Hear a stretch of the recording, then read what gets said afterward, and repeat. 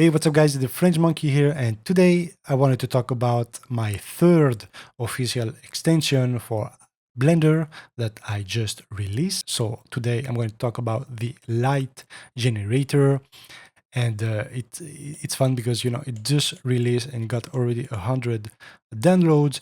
But yeah, let's get inside of the add-on page, and this generates just lights around an object with some advanced distribution methods that I'm going to go into. But let's see a little bit what this does. So of course it's slider based. There's some placing patterns, target object, randomize power setting, and one feature that I really wanted was to be able to save a light preset and be able to load it on any scene that you have. And all right, let's get inside of Blender. And of course, to download this, file, preference, edit preference, get extension, and light generator here, as you can see. And this is very straightforward. So I'm going to press on N here on the live viewer. And as you can see, the tab is right here, light generator. So it's very easy to use. You don't need to add anything. As soon as you change some of these settings, lights will be created. So I'm going to go to my light count. And as you can see, I already have like 35 lights without having to do anything. And all the lights are created here, as you can see, inside of a light generator collection. So let's work a little bit and see what this does, right? I'm gonna make this a little bit bigger so we can see all the options. First of all, let's change the light type. So I want area lights. And as you can see now, we have a bunch of area lights pointing in the center of our scene here. So we can dynamically, change the amount of lights. So 200 lights, it's a lot. But I'm just gonna add a couple one. You can change the seed, so this will randomize the position. There's a distance from target, so you can change the distance of all of these lights, and we can also randomize the distance. So if we increase this a little bit, we can see that now there's going to be some offset between the distance and our target. And we have the Z offset. This will offset our lights in the Z axis. We have the light type. So as you can see here, we have the point, area, and the spotlight. And we have the control down below. So for the spotlight, we can increase the size, the smoothness of the cone. And in the area light type, we can change that to disk and of course rectangle. So we can adjust the sizing of these. We have a randomized light power. We have to set up the minimum power and maximum power. So each light would go between 300 and 22 to 600. We can change the seed, but I'm going to show you in another scene how this looks like. So I'm going to close that for now. And we have a use target object. So let's add an object. So add mesh. I'm going to add an icosphere, and I'm going to change the position of that. And as you can see now, it is pretty much in this position. And if I want to target this object, I will have to just select my dropper here and select the sphere. And now my lights will be around that object, which is pretty cool. I'm going to delete that and delete this. We have the clear lights, which will delete all the lights inside of the light generator collection. So let's create what we had, and let's take a look at the spacing methods. So random ring, this will create lights in a ring pattern. And we have the same option, the Z offset, the randomized position, and the distance from our target, as well as our light count. So I'm going to zero out the randomizer. So this is really, really nice. And I'm going to put this up top. So, if you want to have a cone shape dome with just lights, you can do that, which is pretty cool. We have a sphere grid method. So I'm going to zero out the Z offset, and you know what, let's make some disk. So there's a nice dome of light. Next, we have the spiral. So the spiral is, kind of a weird method, but I like how this looks. So I'm going to decrease this so you can see, it's kind of the matrix effect with all the cameras, but it's with lights. We have the grid, and as you can see, let's turn up the size, and I'm going to turn this to a square again.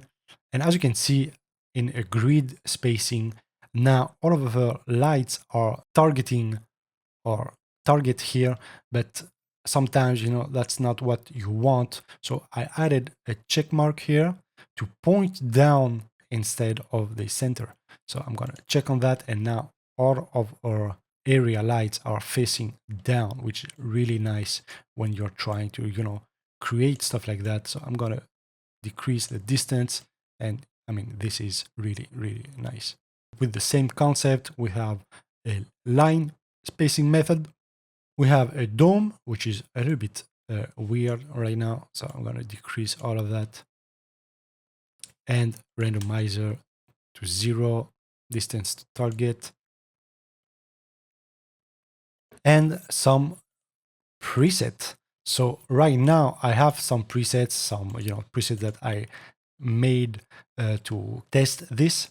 So to use the presets, you can delete all of these and, add some lights on your own. So in this case, I'm just going to go to light. I'm going to add an area light. So it's very small, but it's okay. I'm going to go to my light setting here, and I'm just going to change, the sizing. I'm going to go here.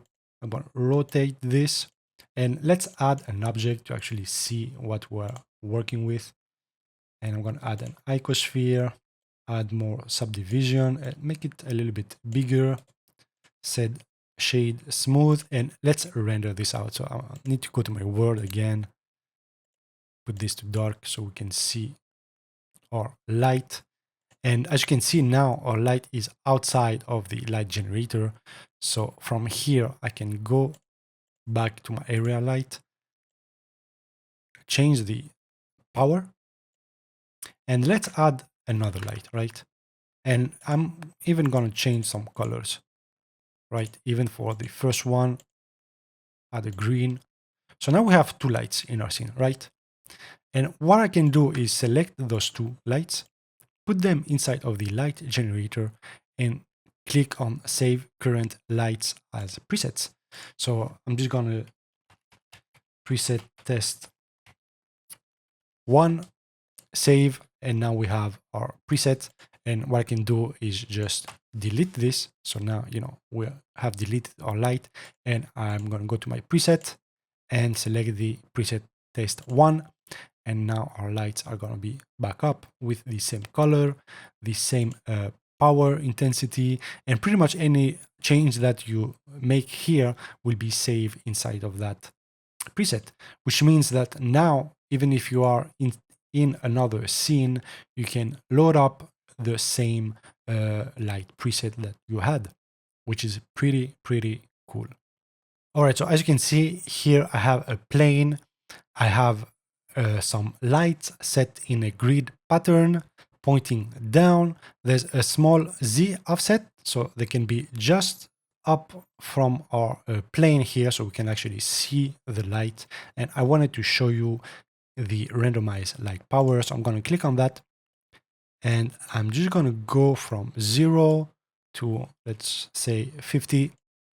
And now you can see how this looks like. So, it's a nice little feature to have.